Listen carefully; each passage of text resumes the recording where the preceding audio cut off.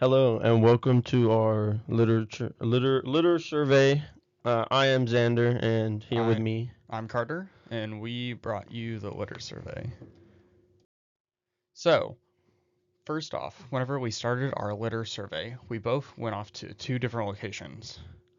First, I went to the docks for a day for an hour, and I looked for trash. Then Xander went to the Circle of Honor for a day, for like an hour. Then we both came back to our locations the next day for an hour to figure out the amount of trash difference.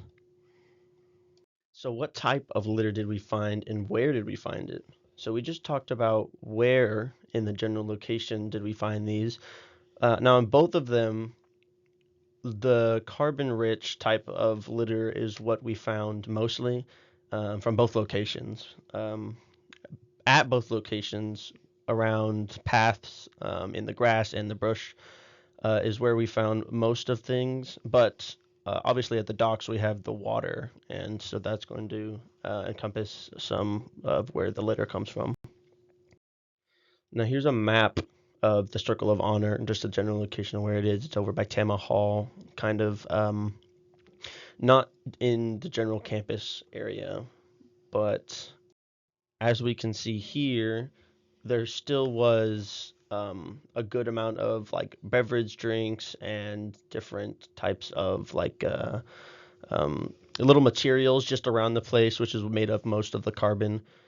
Um, this is most likely because of the semi traffic that we get coming from the bridge and different events like Midnight Yell tends to happen there, which is why most of those raw materials were there. Then we have the docks. So as we can see by the map, the docks is by the Bay of Galveston and the little channel. The docks also have a lot of different types of trash. Majority of them were still beverage items flowing from all the use and followed up with some food items, but we also had a couple plastic bags and a couple medical gloves around it. A lot in the water. Still, the overall most common was carbon-rich materials, followed up by a couple metal and then a couple silicone.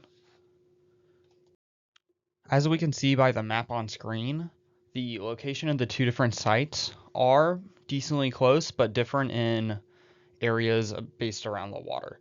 So the Circle of Otter is a lot more center of the island, but it still has a lot of breeze, and like we said, that's where midnight yells happen, so it's going to be a lot of trash from there. But the docks is right by the channel, which we have all the like wind from the breeze and all that, which leads to the spread of the trash. Now let's compare both of them. So overall, the most common items were beverage items, followed up by construction and then transportation related items. Still, the carbon items, the carbon rich items, were by far the most abundant, followed by some other materials that were not listed. Silicone and metal rich items were on the lower ends of the graph. So from this whole experiment that we have done so far, the problem that we've identified from it is that with a bunch of the continental storms and like weather, like we said before, just a lot of trash is kind of blowing all over the place. You know, this little island that we're on is basically a swamp, so there's not a whole lot of outside traffic, but there's still pollution with how close in proximity we are with the water.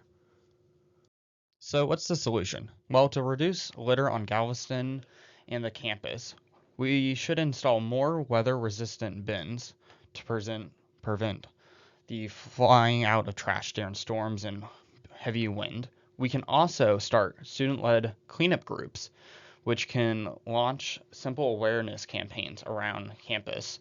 We can also incentivize the um, not littering and to help protect our local government and to keep campus and Galveston Island clean.